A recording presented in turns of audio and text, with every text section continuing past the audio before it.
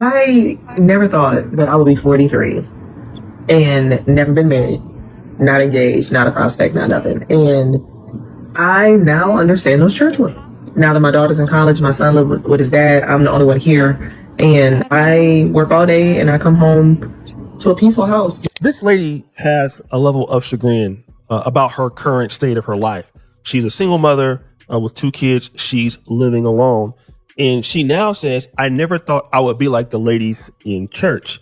And I kind of wanted to know what she meant by that, so I had to listen more. You see people's marriages, and I'm an Uber driver. I'm taking couples on dates and all of that good stuff. I had a guy in my car today that was surprising his wife and taking her to Italy and Paris.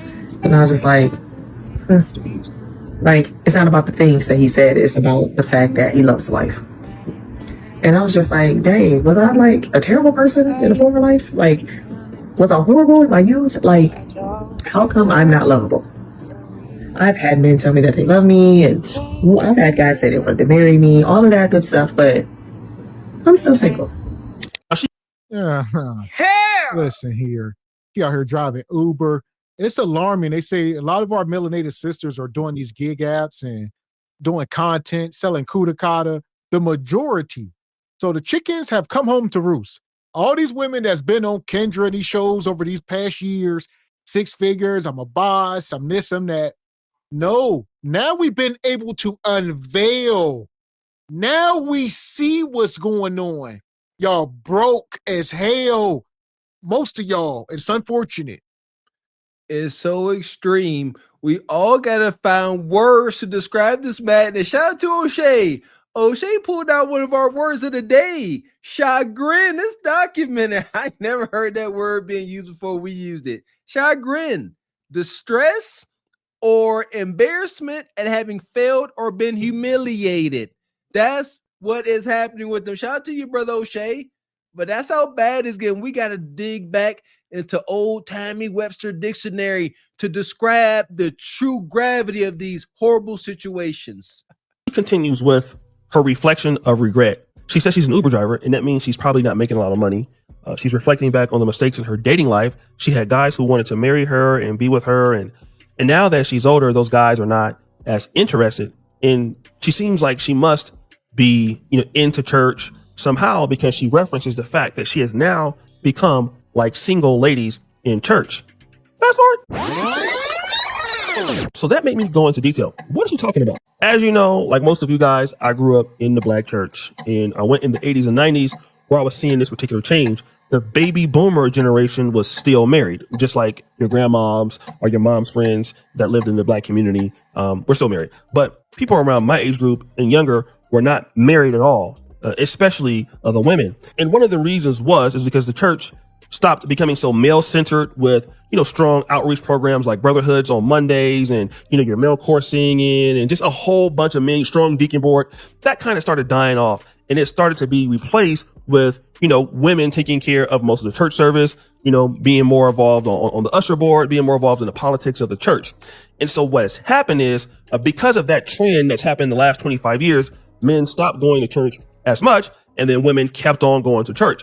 But the reality is that these women, although it was like 80 to 90% of them in church, they were still looking for these men to date, and these men were not there. And so that was the issue. The men had left the church, and women were now single. And this is wicked. Women preachers. Can a woman preach? No. No. Never, sir. No. Did God ever call one? No. That's right. Will he ever call one? No. Can you prove it? Getting ready to right now. So here we go. The downfall. These sisters in the church single, being misled and scammed on and preyed upon for their money, and it's unfortunate. We've been trying to warn y'all. Kev been trying to warn y'all. It's my understanding OGs like the brother Tommy Sotomayor, however you say his last name, been trying to warn y'all. The chickens have come home to roost. But guess what? Half of them got eaten by foxes. That's how bad it is. What we predicted to happen is much, much worse, unfortunately. And y'all can go to heck. I did not pronounce chagrin wrong. Look it up, god dang it. You always got something to say. Y'all wrong. Inside of the church, with no hope for husbandship. And that's kind of where we got with the first lady talking about her experience. She has now become that which she thought she would have never done. But why did that happen? Look at the numbers. The church is 70 to 80% single women. And the pastor want to sell these women this fairy tale, telling them that your Boaz is coming. Keep waiting, knowing good and well that there isn't any single men in the congregation. And that's low-key manipulation, because the men aren't flocking to the churches because the churches are catered to women. The sermons shame men and pamper women. The programs be women brunches, women conferences, women's night. The churches know who paid the tithes. It's the women. So this lady talks about the positioning and strategy of church membership growth. Number one, the church's strategy, especially in the Black community, is to go after women. And the reason why is probably the case. Women are easier to control in religious settings. Men typically speak out more about, things or problems, or more direct. And also, women tend to give more money in church. Okay. And so instead of the church is trying to, bring Christian Black men and Christian women together to create families, what you've seen is women's brunches, women's conferences. Okay. And this was a strong point because another creator says something similar. When you go to these women empowerment, conferences, and they are allowing people to be vulnerable and transparent, and they are sharing how they healed from certain things and how God's word helped them to heal, which is true. I'm trying to figure out why we are almost intentionally leaving out that God's word also says that a man is a woman's covering and a husband is part of, or should be part of, an honorable, godly life. None of that is ever mentioned in a lot of these spaces. The church has become.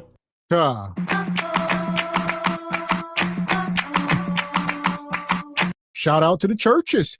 It comes down to control, Bonquisha. Control of the finances, control of the kudakata, control of the children. 3 things. They want the money, they want your kudakata, and they want to control your kids. That's what the church has become. What they can't have you do is be up under a man. Now they lose the kudakata, they lose the kids, and now they lose the money because now he making the decisions and they can't finesse you. So if they keep you single, they can keep them 3 things. This is what has transpired. Every respectable brother I've talked to, and we've had our conversation about why we left the physical church, and we all had the same answers because we asked questions that the respected elders couldn't or refused to answer. Plain and simple. Men, we need answers. You're not just going to tell Mr. X this and he's like, well, why? Explain to me. But in today's convenient Christianity, don't question. Huh? What's the joke? Don't ask. No questions. Just do what I say. And men don't work like that respectfully. No, I won't just do what you say. You got to show me why and how this works. But the church, on the other hand, tells women what they want to hear. So they don't question anything. Your man coming, sister. You perfect the way you are. You flawless. And they put the money in the collection plate. Ain't no question to be asked. Y'all pandering to them. Y'all see how that works? Something of a marketing tool for, women's ministries, and the men are being left out. And she talked about this in particular. These women groups, you're going to these women's ministries, they're opening up and pouring out into each other, but then there are no men being there. And so why are the churches not creating the leadership? Because the men are the leaders of women in the church. That's what the Bible says. But why are the men not there? Damn. So she says this is intentional. Preachers are intentionally in doing so, preaching messages that down men, in particular Black men. But then also, there is another thing that is keeping Black women single. Let me tell you something. The church does not teach Christian women how to date. The church does not teach Christian women to date at all. What they tell us to do is to sit with our hands in our laps and to wait for a man to come at our door. That is not biblically wise. Faith without works is dead, and that applies to every area of our life. This really says that many people, or preachers, are telling Black women that just wait on the Lord, keep fasting and praying, that your husband is going to come to you. Now, this is not an unusual strategy, especially in the Black. And there you go. That when they tell you to wait on the Lord, that remove all responsibility from that preacher. He's going to absolve himself. All right. He wants you to put the money in the plate. The easiest way to do that is to keep you single, mind control. And he gonna say, God gonna bring them. And if the man never show up, you need to talk to God about that. That ain't, the preacher will say, what you want me to do? It could be 10, 20 years. You're gonna be like, that man never came. He gonna say, look, go talk to God. All right. It's so bad how today's blasphemous churches have just completely disregarded the men because they understand their racket and their target customers. I'll never forget me and my wife and kids walking through the mall, and some church folks came. Me and my wife, we walking, we clearly at least a couple, and we walking, and they approached her. They solicited whatever they had going on to her, and my wife looked at me. And I just was like, I knew it was, I knew the disrespect that was taking place. And once they saw that this woman looked to her husband for guidance, they said, oh, never mind. And they walked away in disgust. How dare you be under the covering of a man? Yeah, so, yeah, wicked. I done got re-triggered. Man, I mean, this is wicked. A community where people tell you all the time, just pray, wait on God, God will deliver. This is even something I hear in Africa, with tithing, give this amount of money, and God is going to bless you with this and that. So it's a very similar strategy that we see. But this lady brings up a very, very, very good example. If you have a job and you lose that job, are you just going to sit and pray for God to send you a new job and then just stay at home and not apply for a single job? No. If you lose your job, you're going to pray, Lord, please bless me with another job. Of course, there's a faith. But then after that, you're going to go searching for a job. You're going to be applying for jobs, and you're going to pray that God will bless you with the right job. If all you're doing is sitting at home doing 1,000 prayers for your future spouse, you are fasting, you are praying, you're doing all these other things, but you're not actually putting any practical works into dating, more times than not, you are not going to find your spouse. Now, she said the same black woman will sit there and pray for God to send her a husband, send her a man. But if she loses her job, she'll still pray that God will give her a job. But what she will do is she will actively put in work to obtain a job. She will go after the employment. And this is one thing that I think is 100% true. Women will pray and hope for a husband and not want to put in the effort, but everything else they will do when it comes to, looking good, hair, going on trips, obtaining, good careers. These are the things they put in effort with. And then on the flip side, when it comes to, getting a man or even getting a man of God, they are not going to be competitive at all. And so what you see is a woman like the first lady who has 2 kids, most likely was just taking whatever that she can get, and it wasn't working out. So she became a single mom, and she probably did not put in the effort because she thought that God was going to send her somebody because God has been answering all of her prayers, and she did not become proactive. And this is something that we're going to have to be honest about. Whatever you want in life, and I'm going to tell you right now, male, female, it's never going to just come to you. You can get lucky for sure, but everything that you get. So there we go. 2 things can be true, right? The one thing, the pastor, they going to rely on y'all being lazy. They know y'all ain't going to put no work in. So yeah, you can say God's going to bring it. Granted, you still going to have to go out here and do something about it. All right. And hope for the best. But don't be sitting here like the lady said, sitting in the house. God going to send them. God going to send them. It don't work like that. You should be in the gym. You should be eating right, doing your hair, presenting the world with your best self. That's what God going to bring once you're doing that. Sisters, can we acknowledge, please, as men do, can you acknowledge that the most important decision you make in your life is who you share your life with, your man? Do you not think that's going to take an extra amount of effort, extra focus, extra dedication to achieve this, amazing thing that is your husband, this most important decision? Or you think it's just going to fall into your lap like convenient, blasphemous Christianity points it out to be? And this is so true. You good, Sister Jenkins. God gonna send your man. You just keep praying and tithe, and he gonna send them. Y'all wrong for that. Shout out to some of these more awakened OGs. They are saying it. This is the last generation of these kind of preachers. It's over. Y'all sassy in the pulpit. Y'all got first husbands. Y'all wild, man. Y'all wild, and it's amazing that this ish went unchecked so long. Whether it's a friendship, whether it's opportunities, you're going to have to go out there and create that lane yourself. Sometimes you can get lucky, but sometimes lightning doesn't strike twice. And so a lot of the women in the black church are just praying, and this is another problem in the black church. But then, thirdly, there's another issue. This church that I visited, a lot of young people, a lot of young single people, right? So if anybody's looking to mingle, men of God, women of God, this is a great church for you. And in the comments, the first thing or the second thing, it was like 7 or 8 women that commented. It was like, you don't need to be at church trying to find anybody, just the Lord Jesus Christ. And that mentality alone just tells you the mindset of a lot of single people, or just women in the church. And I hate to just harp on women, right? But this is just the women were the ones commenting. So you have this particular brother, all right, in the church. And again, there are not a lot of single black men in church that are Christian, as much as compared to women. So you have this brother who seems to be a respectable Christian black man, and he was looking for a church home, and he was using his TikTok to basically shout out to churches that are building in these ministries. Now, some churches have really good singles ministries, and these are the churches that typically thrive in bringing, black men and black women together. And they can have different strategies such as, speed dating for Christians. I mean, the Mormons do it, and, in the white community. So these are things that churches actually invest in to bring people together. Okay. So he's saying, hey, listen, check out this church home. I went and I saw this church. It was good. They had a good singles ministry and all of that. But what he was told was to stop promoting that. Right. And he was told this by black Christian women.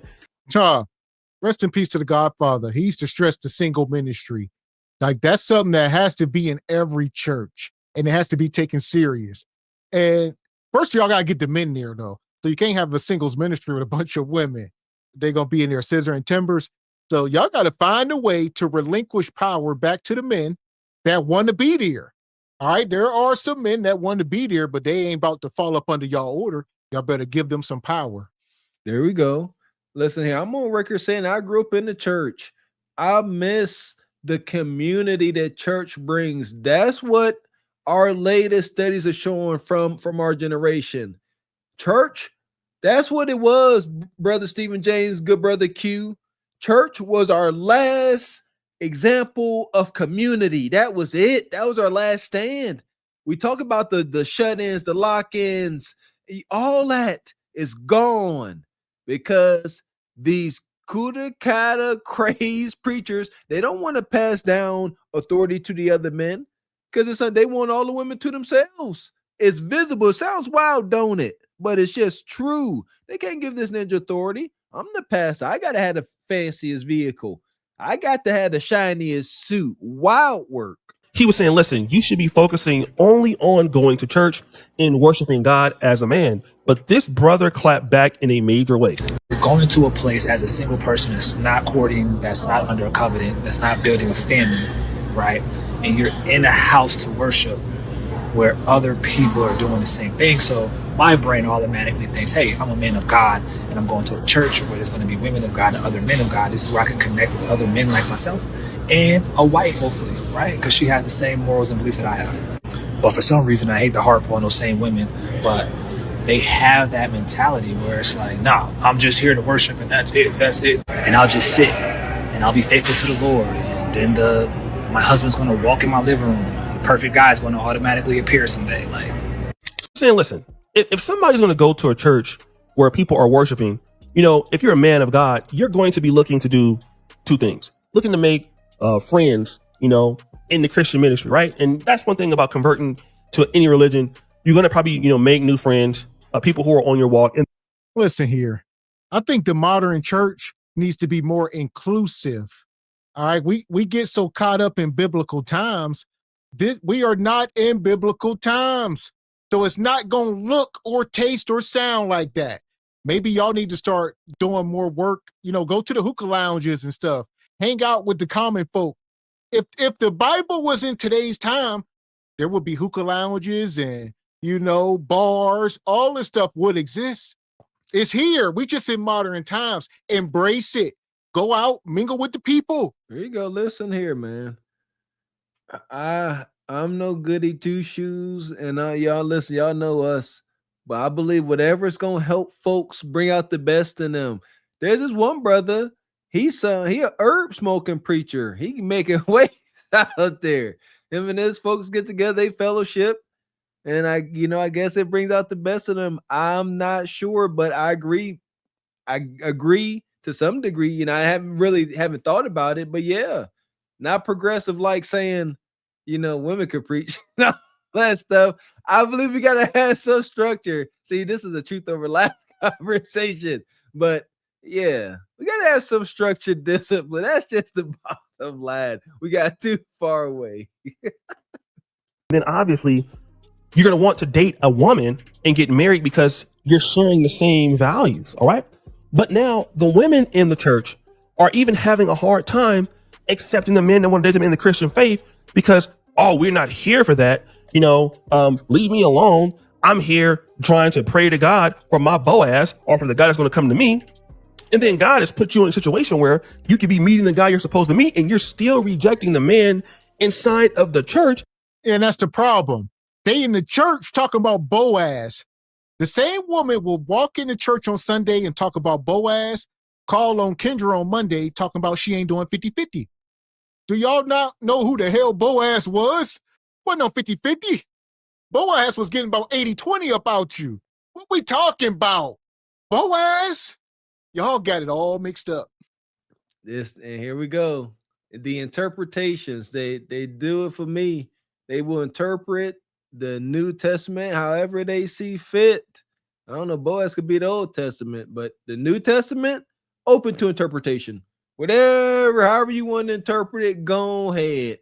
They done found a way to say that, they'll say anything. You can get Rainbow Coalition, whoever, they could come up here and start justifying their existence with text.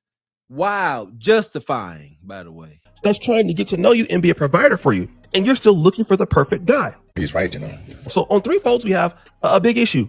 Preachers are specifically trying to keep women single because they want to lead these women's lives and not have a husband lead her life. The number two, they're telling women that you can just pray and wait on the Lord. You don't need to do any work yourself, whether it's going out and trying to meet the right man or basically checking your own behaviors in yourself. Or in three, once you do see these men in these Christian ministries that are trying to get in contact with you, you have an issue with it. It's almost like, no, I'm only here for myself to worship God. And, I don't want to talk to you guys because you should only be here to focus on God. And, and then I'm still going to pray for God to send me somebody different that's not you. Boy, you don't sit your stupid ass down. Who the you think you is? And then with the churches also not catering to men on purpose because men will typically hold black pastors accountable. It's a conundrum that these women can't get out of. And the reality is that you have so many women who are okay with dating Jesus. Now, hear me out when I say this, okay? Let's take somebody like B. Simone.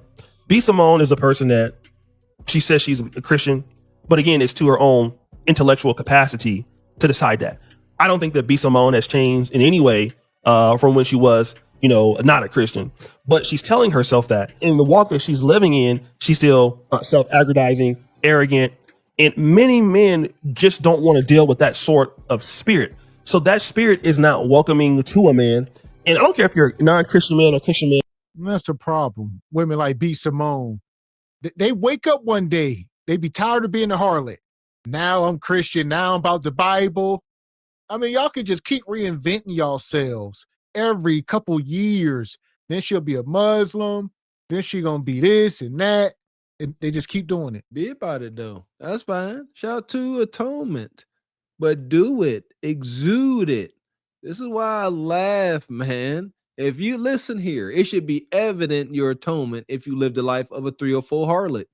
You should have an air about you. Everywhere you show up, you should have freshly baked cookies to show the world that you sorry for having a loose cooter kind of, god dang it. Ain't no sense of atonement out here in the world. So that's why I'm not buying this convenient Christianity. It gets on my nerves. And they always bring up Boaz. What about Job? Y'all want to be Job's wife? Huh? Job was awesome in the Bible. Did you see the test that God and Lucifer put Job through? They wiped out everything of his wife, his kids, covered him in boils. Huh? Y'all want that kind of a man? Job was sitting there withering and perishing and covered in boils and sores. His barn fell down, took out his kids, his wife, and that was his test. And he had to not condemn the Lord, and he didn't. And the Lord gave him more wives and more kids. The burden of a man. Shout out to Job. That part. And as far as all these fake single Christian sisters, to the pit. Yeah, I was thinking the pit. Yeah, Pits B of Simone hell. looking at her. She's so fake. Yeah, it's the pits of hell. Madness. Fuck is you talking about? This is Sparta! You got to know when to hold 'em, know when to fold 'em, know when to walk away, know when to hide. You gotta count your blessings. You're sitting at the table. You hear me? Ooh, child, things will get brighter. Hey, y'all, I was gonna wild. say that B Simone woman is the same woman that was talking about Martin Luther King and all that. You know, and now she's like, okay, now I'm a Christian. Forgive me, for I did not know. She the one that was saying he cheated on his wife and deserved what he got. Pretty much, and how all black men ain't ish. That was her. She said, "This is how we know all y'all ain't ish because the man y'all say is great ain't ish." That's crazy. Can't win. Who? What man? What God created man is good enough for the melanated woman? Give us one. I want to hear somebody type it in the chat. What man is good enough? What's that old song? How many miles must a man walk before he can call him a man? What is y'all measurement of a man? We don't know.